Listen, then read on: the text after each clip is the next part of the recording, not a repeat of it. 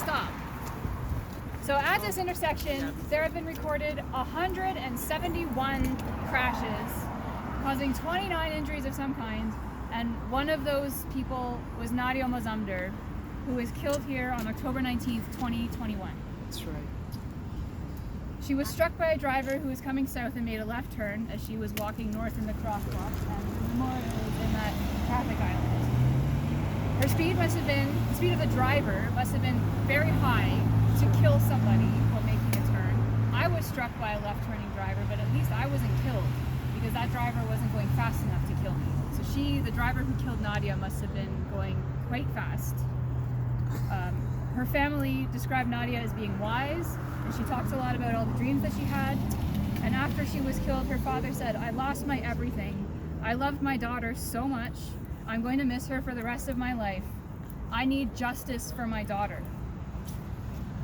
And he's probably not going to get it because our laws are not set up to give it.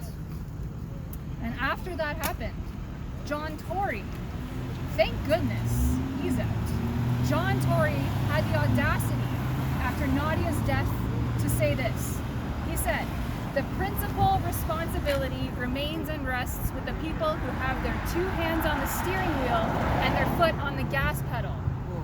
No, the principal responsibility rests with the people who have their hands on the levers of power at City Hall and their foot on the gas pedal of our Vision Zero program. Yes. This is not about individual drivers. They are reprehensible when they drive recklessly and kill somebody, but it's a systemic issue.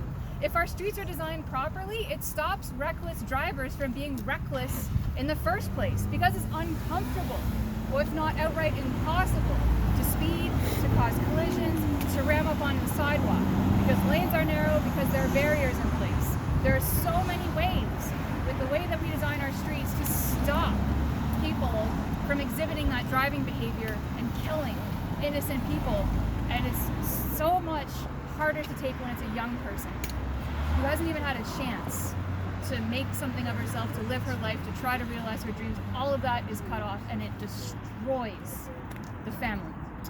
How do you get up? What do you do with your child's bedroom? How do you handle traffic court? And those are things that every family is subjected to when their loved one is killed. It's unbearable.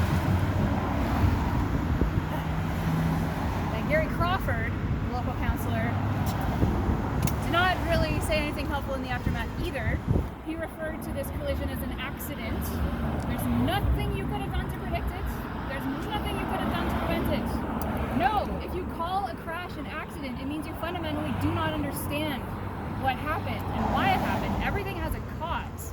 These are not acts of God. These are design results. They are not accidents, they are results. So he showed a profound misunderstanding. He promised some automated speed enforcement cameras, which do have an effect on driving behavior, but not nearly the effect that design change has. And he never, in all the time since then, until this road gets redesigned later this year, he didn't do anything to address the design. No raised crosswalks. This one's not even painted with zebra stripes. It's just two lines. That's just on the speed enforcement cameras. It was removed in November. Yeah, and it's gone. So it's a temporary measure, right back to normal, just waiting for the next high school student to cross the street here, with somebody turning left who's not looking up from their phone. It's horrendous that we throw away human life like this when we know what the solutions are. They're simple, they're inexpensive, and it's all about political will. Okay, I also want to point out the local councillor is the budget chief, right? So he controls a whole lot of money, he has a whole lot of influence over that. If he wanted Vision Zero to get more resources, I'm sure he could make it happen. The fact that it doesn't really happen says a lot about his priorities. And that's when deaths like this occur in an area that you have power over, how can you not do something about it? How can you not care enough to take immediate action, not action 2 years from now, and stop it from happening again?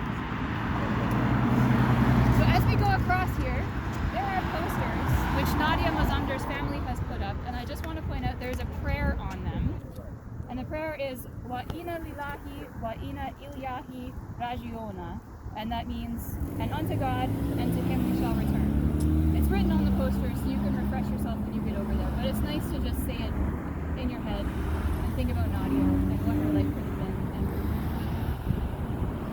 unspeakable loss that happened.